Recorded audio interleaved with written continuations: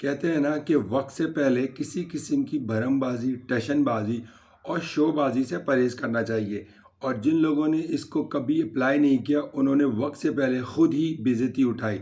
यही हाल हुआ शाहीन शाह अफरीदी का। लाहौर कलंदर्स PSL में ज़्यादा अच्छी कारकर्दगी नहीं दिखाती रही और पहले ही टूर्नामेंट से बाहर हुई। इसी तरह आपका अब्दुल्ला शफीक का हाल हुआ, और उसके बाद वो खिलाड़ी जो पूरे टूर्नामेंट में हर किसी को चुप कराते हुए नजर आ रहे थे, हर वक्त मुंह पे जो है ना उंगली नजर आ रही, कैसा लगा कि सबको चुप करा रहे और खुद ही चुप होकर रह गए। यही हाल हुआ जब एलिमिनेटर 2 पे जब हाल किया इस्लामाबाद यूनाइटेड ने आमिर जमाल का।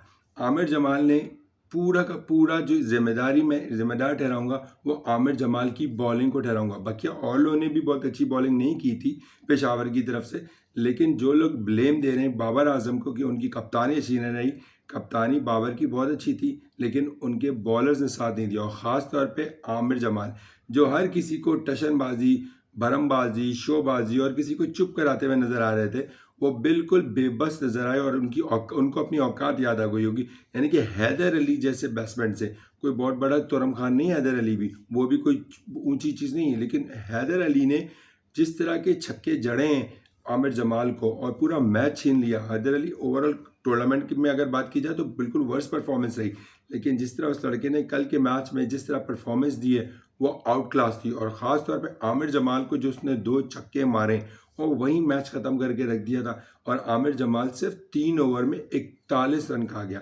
तो आमिर जमाल को सीखने की ये ज़रूरत है कि अभी कल के बच्चे हैं आप, अभी सीखने के लिए पूरे करियर पड़ा है। और अगर वक्त से पहले भरमबाजी, शोबाजी और इस तरह पब्लिक को या जिसको भी आप ये दिखाने की कोशिश कर रहे थे कि खामोश हो जाओ, खामोश हो जाओ, वो आपके ही अपने बल्ले आई और आप अपना खुद का मजाक बने। और अब दुनिया आपका मजाक बना रही है कि यही आमिर जमाल जिसकी बड़ी तारीफ हो रही थी ऑस्ट्रेलिया के खिलाफ जब सीरीज़ हुई, और उसके बाद इस पता नहीं क्या हुआ इस बंदे को, ये बिल्कुल अपनी औकात भूलते हुए नजर आया। उसके एक्शन से ही नजर आ रहा था कि वो आमिर जमाल दिख ही नहीं रहा जो डेब्यूटेंट आमिर जमाल सीरीज़ खेल रहा था ऑस्ट्रेलिया के खिलाफ ऑस्ट्रेलिया में। और ऐसा लगा कि आमिर जमाल, हमें लगा कि कोई 100 से ज़ायद विकेटें ले चुका है इतने शॉर्ट टर्म में और पाकिस्तान का मेन स्ट्राइक बॉलर बन चुका है।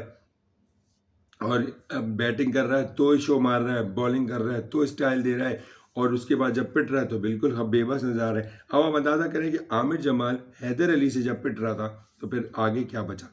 तो आमिर जमाल के लिए मेरा क्लियर मैसेज है कि वक्त से पहले कुछ भी शो करना वो आपके अपने ही गले पड़ता है। इसलिए पिछले जितने आने वाले जितने भी यंगस्टर हैं ना बैक पे, वो ये ज़रूर देखें एक आमिर जमाल की मिसाल कि जिस तरह धोया है आमिर जमाल, धुन गया मन का बिल्कुल कूट के रख दिया था आमिर जमाल को इस्लामाबाद के बैट्समैन ने, खासतौर पर इमाद वसीम हो जाए, हैदर अली हो जाए, सही मारा था आमिर जमाल को और बिल्कुल धो के रख दिया था। इवन आजम खान तक बुरी तरीके से पीट रहे थे। मैं आता चाहता हूँ, मेरी तबीयत ठीक नहीं इसलिए मेरी आवाज़ की वजह से आपको थोड़ी इशू आ रही होगी।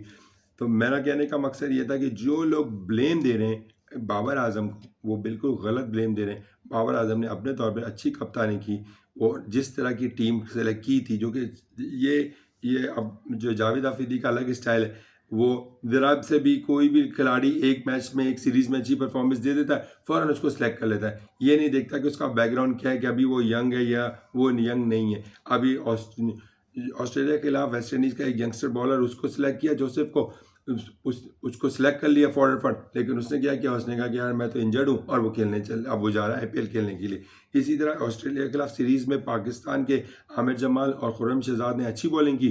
खुर्रम शहजाद आमिर जमाल को लिया, ना खुर्रम शहजाद चला ना आमिर जमाल चला। आमिर जमाल 1-2 मैचेस में चल गए, ज़्यादा चल गए, वरना एक अच्छी अगर ओवरऑल परफॉर्मेंस की बात की जाए तो कोई ख़ास परफॉर्मेंस नहीं। तो इसमें टीम सिलेक्शन का इशू है, ना बॉलर्स अच्छे हैं उनके पास, ना अच्छा स्पिनर। अब part time Saim Ayub part time bowler, उसको अब एज ए स्पिनर खिलाओगे तो फिर ये होगा। अब याकूब बेकार बॉलिंग की उसने, जिस वजह से सही से धो दिया उन लोगों ने। इतना बड़ा टारगेट भी नहीं था, लेकिन 186 डिफेंडेबल था, लेकिन बिल्कुल बेबस नज़र आया बाबर आजम फील्ड में। उनका एक भी बॉलर अच्छी बॉलिंग नहीं करता था और बुरी तरीके से धो दिया। एलेक्स हेज ने ना चले, लेकिन जो गप्टिल है उसने जिस तरह 22 रन साइम अयूब को मारा है, वो मैच का पासा वहीं से पलटता चला गया और गेम उनके हाथ से निकल गया।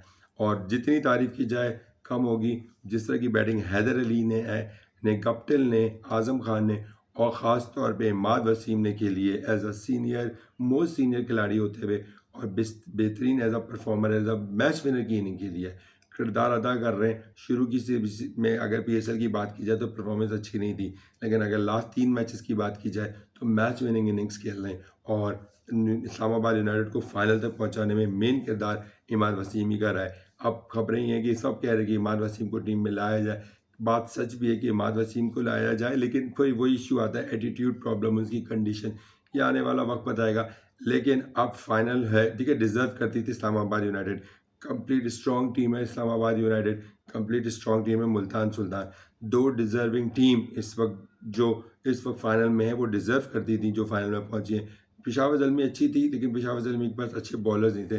लेकिन एक कंप्लीट जितना पैकेज है इस्लामाबाद यूनाइटेड के बाद, ऊपर आप कप्टिल हेल्स ले लें, फिर आगा ले लें, फिर शादाब हो गया, फिर आज़म खान हो गया, फिर इमाद वसीम हो गया, फिर हैदर अली, फिर फ़हीम अशरफ। तो एक पूरी कॉम्बिनेशन चली आ रही है इनके पास। उसके बाद फिर दोनों नसीम शाह और उसके भाई उनैस जहाँ भी मौजूद हैं। तो एक कंप्लीट टीम है Islamabad United, complete package team है।